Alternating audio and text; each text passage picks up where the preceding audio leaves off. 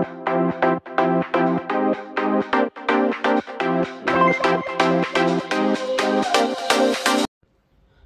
ikaze bakunze umubwiriza online TV nk'uko bisanzwe nanjye mbasuza mbifuriza gukomeza kugira amahoro y'Imana nk'uko mubibona imbere ya kamera ngarutse ndi kumwe na Frere Damien. Bahaye ikaze Frere. Yego murakoze cyane kuduheza ikaze ku mubwiriza online TV. Meze neza? Tumeze neza nawe urabibona. Okay, ni byiza cyane. Ndagira ngo nyine utangire usuhuza cyangwa se uhereza ikaze abantu bagiye gukurikirana kino kiganiro tugiye kuba twabagezaho. Nanjye mbasuhuza mbifuriza amahoro y'Imana mwese aho murereye hose mu mpande zitandukanye z'isi. Ndabasuhuje amahoro y'Imana abari namwe. Suhuje abera bose, suhuje abantu muri rusange, abadukurikiye bose, Imana iduhane umugisha. Okay, urakoze Damien. Urumva abakunzi bacu Damien atangiye basuhuza, ariko nk'uko bisanzwe mbere ko dutangira ikiganiro, nyuma yuko usuhuje abakurikiranye kino kiganiro, reka dutangirane n'isengesho. Yego murakoze kudumwanya kugira ngo twishyire mu biganza by'Imana. Yesu Kristo mwami w'abami kandi Mana cyananuka, turagushimiye none ko wemeye ko twongera kugaruka kuri icano umubwiriza online TV. Abana nawe izina ryawe ntabwe icyubahiro. Duhana umugisha rero n'abaradukurikiye, abaratwumva mwami, ubahereze kumva no gusobanukirwa igitumye turi aha ngaha mwami, nibarebe ibishira ahubwo barebe ibizahoraho. Ngo mwami gomeza abane n'abera bawe, abantu bawe bakomeze aho bari mu ndetse zitandukanye ubahereze ubuzima. Tubyambaje byose mu izina ry'Umwami Yesu Kristo, amen. Urakoze cyane kuba udufashije kwiragiza Imana. Ndumva twatangira ikiganiro cyacu cy'uyu munsi. Damien, uyu munsi turaza kuba twakibanda ku kintu bita ubuyobe. Ese iyo wumvishe ubuyobe wumva ari nk'iki wowe ku giti cyawe? Ubuyobe hari ubuyobe bukomeye cyane, ariko ubundi burya bajya bavuga ngo umuntu ayoba yari mu nzira. Akaba yari mu nzira y'ukuri, hanyuma akaza kuza ibimurangaza cyangwa ibimushuka, kumva ngo umuntu yayobye. Ndumva byaba ari ibyo. Okay, ni byiza cyane. Damien, akanwaza ikibazo kigira kiti ese wenda nyuma kumva ko wenda umuntu ngo ubuyobe umaje kutubwira ko ubuyobe ngo biba bimeze bite? Ubuyobe ni umuntu bari mu nzira agora n'ibimurangaza cyangwa ibimushuka, cyangwa se akagira amasanganzira akayoba akaba mu nzira y'ukuri akajya mu yindi nzira itari y'ukuri. Yego. Ni iki nawe twakora kugira ngo twirinde ubuyobe? Icyo umuntu yakora kugira ngo yirinde ubuyobe cyane, abantu bayoba bakurikije ikigare. Ikigare navuga kugenda mu hururu ry'abantu. Babona umuntu akoze ibintu ngo nanjye ngo biriya nabikora, cyangwa se nanjye akamurikira uriya muntu. Weho ukaba wari ukurikiye, tuvuge nimba ari mu nzira y'ukuri yo kurikira ijambo ry'Imana, wa muntu Imana yakoreshaga arayobye, wari umusemwe ibyiringiro, none uwo muntu avuye mu nzira y'ukuri. Yamara kuyoba bamuhugura akamurika inzira y'ukuri, akavuga ati wapi, yarangiza akagira ute, akaba avuye mu nzira nawe akamukurikira. Nicyo bita ikigare.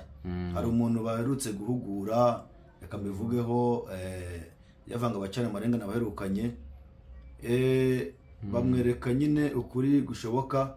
Umuntu aranga aravuga ati ntabwo nabaye umupasiteri ngo mbe mpagarariye igisomo, ntabwo bino bintu rwose ngewe ntabigumamo. Abagize ute, aba arasohotse, kandi asohotse nta nyigisho y'ikinyoma ihabaye, nta n'ibindi bintu bihambaye uretse kakamanyo k'umutsima. Umuntu akaba aragiye, yamara gusohoka, ko uyu muntu ariko dushyiramo ibyiringiro, ko uyu muntu ari we twatangiranye, ko uyu muntu ari we, ko uyu muntu ari we, ko uyu muntu ari we, abantu bagahita bagenda mu kigare bakagenda mu hururu bagakurikiye wa muntu ukurikiye utaye ijambo ry'Imana, kavuye ku ijambo ry'Imana. Umuntu ukurikiye azakumarira iki? Umuntu ukurikiye azakugeza he? Ni ikibazo rero. Abantu benshi bagenda bari kuyoba bakurikiye akamanyo k'umutsima, bari kugenda mu kigare kibishira. Okay, urakoze cyane. Ese Damien, buriya kwizera Yesu birahagije ngo umuntu abe yabona agakiza? Kwizera Yesu navuga ngo birahagije, kuko ibindi byakwiyongeraho byaba ari imbuto z'imirimo myiza. Kuko naringiye kuvuga ngo kwizera Yesu bijyana no gukora, ariko burya ukora wamaze kwizera. Kuvuga ngo iyo umaze kumva ijambo ry'Imana ukizera Yesu, ibindi byose bigenda biza. Njye navuga ngo ati kuba muri Yesu birahagije. Yego Damien, none se iyo urebye wowe ubona hari nk'icyo kintu kizazana amahoro ku isi? Kizazana amahoro ku isi ni ukwizera, abantu bakava mu byaha bakakurikira ukuri kw'ijambo. Nukuvuga ngo nicyo kintu kizazana amahoro ku isi icyo ngicyo. Okay, nyuma yo kubona se uburyo abantu babanye kuri iyi si ndetse n'ubuzima tuba bwa buri munsi, ubone nk'icyo kintu twakora kugira ngo ubuzima tubamo buhinduke, tubeho mu kwizera, tubeho mu buzima bufite akamaro, bufite agaciro, tubeho mu buzima bwiza nyine budafite irimbukiro, niko navuga. Ni ukuvuga ngo muri biranditse ngo isi yaremwe ari nziza ariko abantu bayijeho barayangiza. Abantu Imana ijya ibaremera nabo bakiremera, kandi burya biravanga iyo umuntu yiremeye yiremera ubucocero, yiremera ubushwambara bwa bundi byandi bidafite agaciro. Imana iguha igifite agaciro, ukishakira igidafite agaciro. Rero kugira ngo abantu babeho mu buzima bwiza ni uko bagomba nta kindi kintu cyabafasha uretse kuva mu byaha bakizera, bakamenya inzira y'ukuri, bakamenya Yesu Kristo nk'umwami n'umukiza. Hanyuma urumva umuntu avuye mu byaha, bareka bya birwanisho barwanisha bashaka kurimbura abantu Imana yaremye, bareka bya birwanisho barwanisha bashaka kurimbura isi Imana yaremye. Abantu bavuye mu byaha, nta muntu wabeshyera undi. Abantu baretse ibyaha, nta muntu wakwica mugenzi we. Abantu bavuye mu byaha, abantu bagakurikira ukuri kw'Imana, mubwije ukuri nubwo nta mahoro muri iyi si, isi yaba nziza. Okay, ni byiza. None ndakumvishe ase Damien, reka mubaze wenda wowe iyo witegereje ubona ari nk'iki giteza imibabaro yose iri hano ku isi? Imibabaro yose yazanywe n'icyaha, kuko n'urupfu navanga imibabaro yose yazanywe n'urupfu. Urupfu narwo rwazanywe n'icyaha. Ni ukuvuga ngo rero icyaha ni rwo rubori rw'urupfu. Imibabaro yose iriho ni ibyaha by'abantu bakora. Ese mu gihe nihebye ni nk'icyo kintu nakora kugira ngo wenda numve nekanye? Mu gihe wihebye, ikintu cyatuma utekana naguhumuriza nkubwira ijambo wowe dukurikiye riri muri Bibiliya rivuga ngo muhumurizanye kubwirana aya magambo. Muri Zaburi ravuga ngo mushimire Uwiteka yuko ari mwiza, kandi mumuhimbarize kuko izina rye rihoraho iteka ryose. Ni ukuvuga ngo kugira ubeho neza, ugire ubuzima bwiza, mubwije ukuri, nta kindi ni ukuba muri Yesu. Urakoze cyane. Okay, muri kano kanya rero reka twinjire mu gice cy'ijambo ry'Imana. Yego. Ijambo ry'Imana teguye uyu munsi ni uko ritareba inama gusa, ahubwo rireba abavugabutumwa, rikareba abakozi cyangwa se abapasiteri, kuko ijambo ry'Imana riratureba twese muri rusange. Weho nkurikiye, weho uri kunyumva cyangwa urumva ijambo ry'Imana uyu munsi, ni winangira umutima ngo wumve ngo kuba warabaye pasiteri wabaye kingi, kuba warabaye umuvugabutumwa wabaye kingi. Ahubwo ni ukuvuga ngo iri jambo rireba umuntu uwo ari we wese, kandi umuntu uwo ari we wese yambaye umubiri. Twese tugira intege nkeya, twese tugoma makosa. Ahubwo ikintu cyagufasha nongeye kukubwira uyu munsi wowe udukurikiye, nuko wakwemera nimba bagucyashye, nimba baguhuguye, ukemera inama, ukemera igihugurwa, ugaca bugufi, hanyuma ukumvira ijambo ry'Imana ndetse n'abajyanama Imana yateguye kugira ngo badufashe muri iyi nzira. Nk'uko babivuze, abantu benshi bari kuyoba koko, nk'uko Balamu yari umuhanuzi w'Imana, yari umukozi w'Imana, ahanura, avuga n'ukuri, ahagaze mu murongo. Ariko hamaze kuza ibiguzi, hamaze kuza amafaranga, Balamu ava mu nzira y'ukuri, abwira Imana ati wanyemerera nkagenda nkajya kuvuma buriya bwoko ko bari kumereza amafaranga menshi? Imana ati oya, ndakubujije. Balamu arongera inshuro kangahe? Amafaranga barayongera. Balamu amafaranga aba amafaranga. Balamu akoreraga Imana. Balamu wari umuhanuzi, yumvishe ko Baraki ibiguzi yabyongereye, aragenda abwira Imana ati mbabarira njye kuvuma buriya bwoko. Imana amubwira ati kuko mu by'ukuri kuko abona yinangiye kandi yananiranye, atari kumva icyo Imana iri kumubwira imbona nkubone. Umuntu wabwiwe n'Imana imbona nkubone, nanjye reka nkubaze, ye mukozi, ye umupasiteri, uri iki ku buryo utagwa mu kosa cyangwa se utacumura? Niba Balamu yaremeye agacumura akamanya k'umutsima, turabyumva kandi tukabibona, kuki mwe mutakwemere muguye mu kosa ngo mwemere kujya mwumva inama zivuye ku bantu muba muri gukorana? Ibyo mubwe ntabwo ari imigani, ntabwo ari ibintu biri aho, ni ibintu byumvikana bifatika. Balamu aragenda, Imana avuga ati icyo ndashaka mu kanwa kawe aba ari cyo uravuga. Balamu ageze ku bwoko bw'Uwiteka arambura umunwa, agiye kubavuma aravuga ati ubu ni ubwoko nitegeye, ni ubwoko Imana ahaye umugisha, ni ubwoko butavumika. Baraki ati ko namutumye kuvuma uyu muntu akaba ari kubahesha umugisha, nicyo namuhereye amafaranga? Urumva ni ubwoko butavumika. Rero aho hanakubwiraga mwa bakozi b'Imana mwe, hari ubwoko butavumika. Mwakwigira kara kajya he? Nta kabuza yatangije urugendo, irarwishingiye. Abakozi bajya kujya ku social media bakavuga amagambo, ariko ugasanga ibyo bari kuvuga naho bihure n'ibyo bakora. Mwa bakozi mwe muce bugufi, mukorere Uwiteka mutinya, kandi umenye ko Uwiteka ashobora byose. Hano hari ijambo riri muri Petero, ya mbere, muradufasha reka turebe nimba mubona vuba. Petero ya mbere, ni Petero ya mbere 4, maze mwumve ko ijambo ndi kubabwira ritari kuva mu kanwa kanjye cyangwa ari ijambo rya Damien, ahubwo ari ijambo ry'Imana riri muri Bibiliya yera. Nkuko nababwiye ibyanditswe byose byahumetswe n'Imana. Petero ya mbere 4 umurongo wa mbere.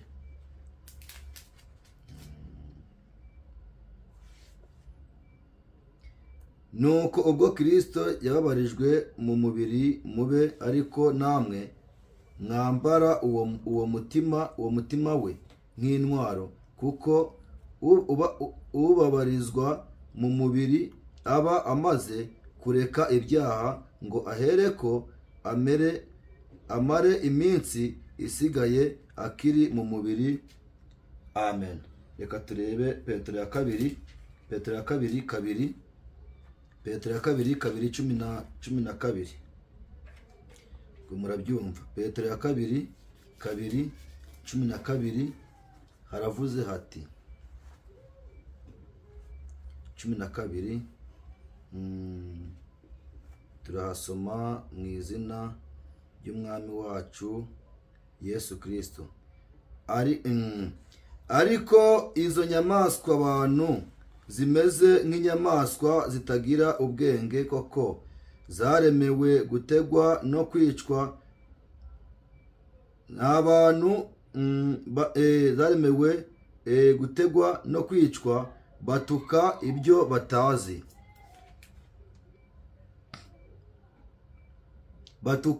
batazi.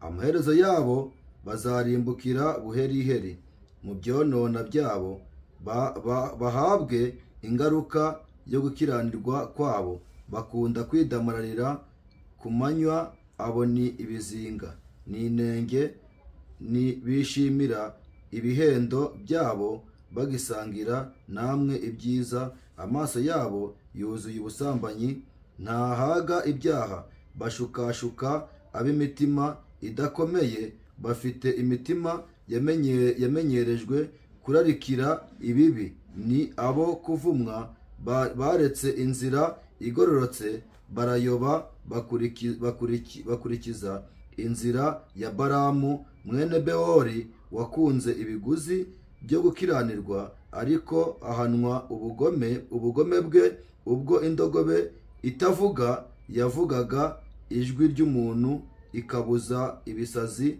by'uwo muhanuzi. Amen. Okay, urakoze. Ariko n'undi nk'uko bisanzwe turagusaba ko wakongera ukadusubiriramo. Iri ni ijambo rizima riri kudukangura ritwereka ko muri iyi minsi harimo ubuhenebere bukomeye n'ubuyobe bukomeye. Riratubwira riti ariko izo nyamaswa bantu, uri kubyumva, ntabwo ari inyamaswa zo mu mashyamba, ni inyamaswa abantu, zimeze nk'inyamaswa zitagira ubwenge koko, zaremewe gutegwa no kwicwa, batuka ibyo batazi, amaherezo bazarimbukira buheriheri mu byonona byabo, bahabwe ingaruka yo gukiranirwa kwabo, bakunda kwidamararira ku manywa, abo ni ibizinga n'inenge, bishimira ibihendo byabo, bagisangira namwe ibyiza. Amen. Okay, urakoze Damien. Okay, ndonya nkubaze ni ese ni kweki iryo jambo ryo aduhitiyemo? Iri jambo nuko hari abakozi benshi bameze nk'uyu muhanuzi biri kuvuga. Uyu muhanuzi yatubereye Kabarore, yari umuntu ukomeye, ariko n'undi biri avanga ukomeye nuri mu jambo ry'Imana. Nta ufite ubwenge, uretse ufite ubwenge n'umwe wenyine, ni umuntu uri mu jambo ry'Imana.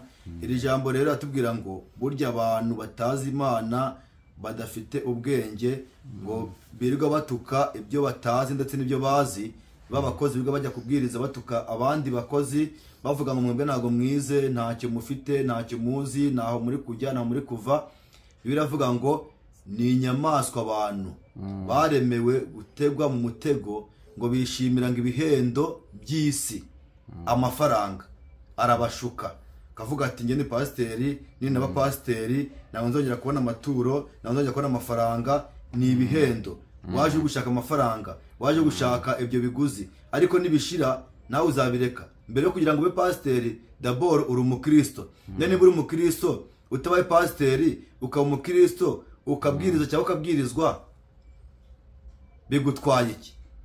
Aho kugira ngo usohoke ujyanywe n'amafuti y'indambi cyangwa indamu, ntabwo wakwemera ugaca bugufi ukaba umuvugabutumwa usanzwe cyangwa ukaba inama isanzwe, aho kugira ngo ujye mu buyobe. Ngenda kubwiza ukuri, ibyo byose nawe wabireka. Kuba mu Mana biramagije, kuba umukristo biramagije.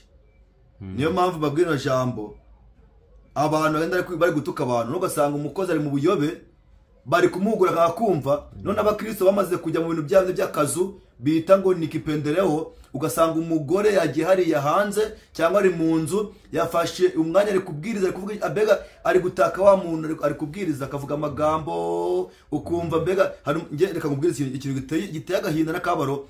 Iwacu hari umuntu twize kuganira, arambwira ati njyewe nkurikije ngo ibyiza runaka yangiriye, ibyiza runaka yankoreye, ngo naho yaba ari mu buyobe nakura afite, ngo kubera uburyo amfasha, ngo niba ari kunjyana ikuzimu nakwemera nkajyayo.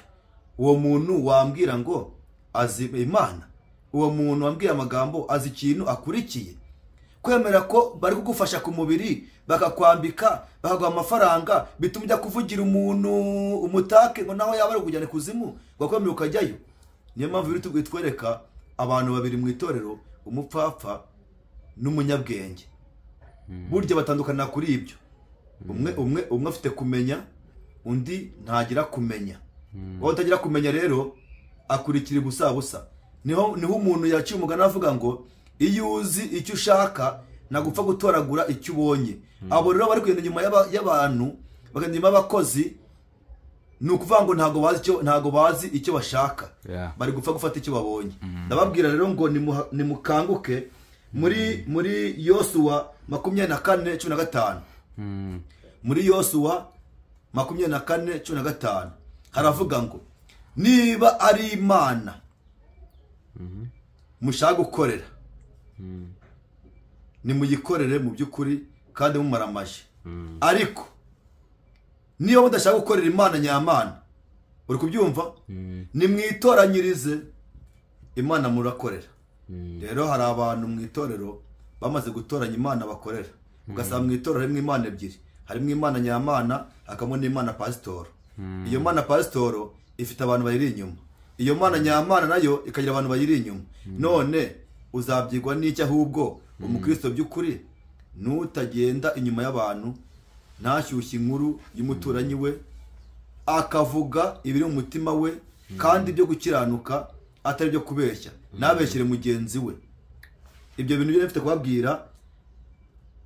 Eliya yaravuze ati ngo turarambiwe guhora mu rungabangabo, turambiwe guhora twiruka tujya hirya no hino, none niba mu by'ukuri bikwiriye ko dukorera Baali cyangwa ibyo bigirwamana, ntabyo tuzakorera, ahubwo twebwe duhitemo icyo tugomba gukora. Ibyo byatumye Eliya ahunga kubera ibigirwamana, kubera abanzi bari guhiga abana b'Imana. Natwe niyo mpamvu usanga turi impunzi muri rugendo. Bibiliya iravuga ngo turi ba Gerishomu. Ba Gerishomu ni izina risobanura turi abasuhuke muri iyi si, ntabwo ari iwacu. Twebwe turi abagenzi n'abimukira. Niyo mpamvu iyo tubonye ibibi bije turahunga. Bibiliya iravuga ngo umunyabwenge rata, umunyabwenge cyangwa umunyamakenga, iyo abonye ibibi bije arabihunga. Nari nababwiraga ngo twebwe ntago tuva mu idini cyangwa se mu matora turi guhunga abantu, ahubwo biravuga ngo nimubona ibibi bije muhunge. Niyo mpamvu rero twebwe tudahunga umuntu, ahubwo twebwe duhunga icyaha, tugahunga ikinyoma. Ikintu kiduha amahoro kigatuma tubasha kubaho neza, nuko tubasha gukurikira inzira y'ukuri, ariryo jambo ry'Imana. Murakoze. Okay, urakoze cyane Damien. Reka nkubaze ikibazo kigira kiti, ese birashoboka ko namenya idini ry'ukuri? Ese niki cyangwa idini ry'ukuri nakagombye kwambarizwamo? Ni ukuvuga ngo ubundi twebwe kugira ngo mbwira abantu mbabwize ukuri naberurire, ntabwo twebwe turi idini. Hari broshire y'umugaragu w'Imana William Mario Branham yanditse, aravuga ati kwa nini sisi sizehebu. Nawe yarabikuye muri Bibiliya yera. Biravuga ngo ntabwo turi idini. Abanyedini bajya za teoloji bakabona bikomeye, akapasiteri kuko avuye kwiga Bibiliya ntabwo bayiga. Twe ntabwo turi idini, ahubwo turi itorero. Twavuye mu madini turasohoka, ubwo turi itorero riri mu rugendo, turi gusanganira umwami ari umukiza wacu. Okay. Damien, ese kubaho kuri Damien bimaze iki? Kubaho kuri Damien bifite akamaro kanini kuri nge ndetse no ku bavandimwe cyangwa se ku babanyi. Hanyuma se gusenga bimariye iki ngewe cyangwa se undi muntu ku ruhande utari wowe bimumariye iki? Gusenga ni byiza, ni ngabidukingira. Gusenga ikingura ijuru, muze dusenge. Urabyumva neza? Wasobanukiwe? Gusenga ni ingabo, gusenga ni bombe atomike, gusenga ni ingabo inkingira nayo ikagukingira. Gusenga bikingura ijuru. Iyo warwaye nkapfukama nkuzuza umwuka ndagusengera. Iyo nipfukamye ngasenga hariya, abajura bagomba kuza kwiba nijoro, Imana inavuga ati stop, hariya harasizwe, hari umuriro. Gusenga ni ingabo dukingira, gusenga bikingura ijuru, gusenga ni ingabo, gusenga ni inkota, gusenga nibwo buzima. Muri make ngewe ndumva ari uko nabikubwiramo. Okay, urakoze cyane kubwo kumugura. Ubwo nyine n'abakurikiranye Ubwiriza Online TV bumvisha nyine ibyiza byo gusenga ndetse n'ibyiza byinshi twagiye tubabwira. Damien, Karame, muri kano kanya rero ni ka kanya ngo dusoze, nanone dusozanye n'isengesho. Ariko mbere ko dusoza ndagira ngo byibuze ngusabe kuba wagira abantu bwira ijambo riba motivatinga. Ntabwo ari ijambo ryo muri Bibiliya, ahubwo nk'inyigisho cyangwa inama wagira abakunzi b'Ubwiriza Online TV, abakunzi b'ubuzima cyangwa se umuntu ushaka kubaho atuje. Yego, urakoze cyane kubw'icyo kintu cyangwa se kubw'iryo jambo. Nagira ngo mbafashe mbabwira ni bareke kugendera mu kigare. Iyo ni inama ya mbere, kuko ikigare kiravuna, ikigare kirica. Bareke kugendera mu hururu, bakurikire inzira y'ukuri.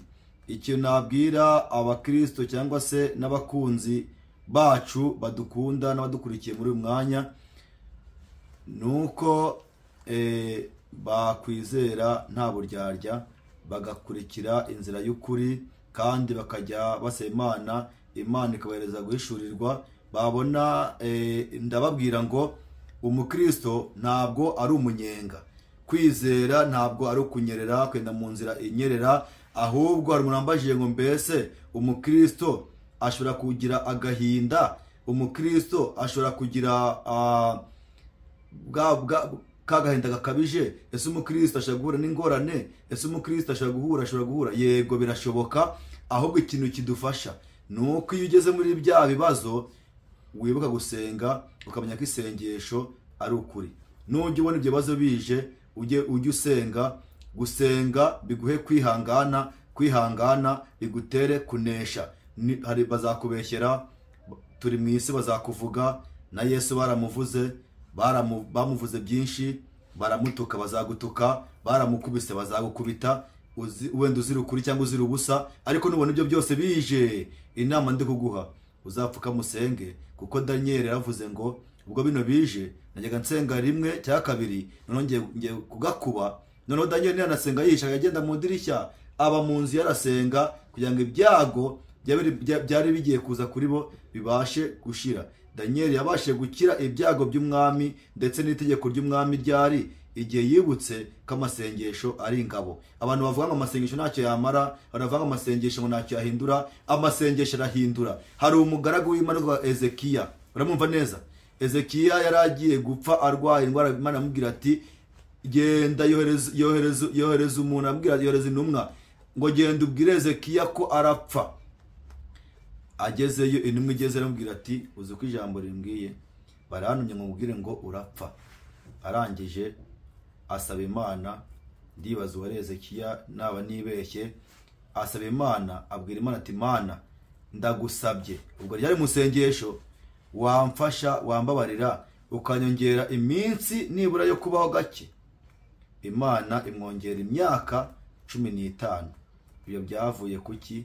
Byavuye ku sengesho. Rero nimba ushaka kugira ngo ubone Imana, nimba ushaka kugira ngo umenye Imana, nimba ushaka kugira ngo ufatishe Imana, yifatire mu byo yavuze.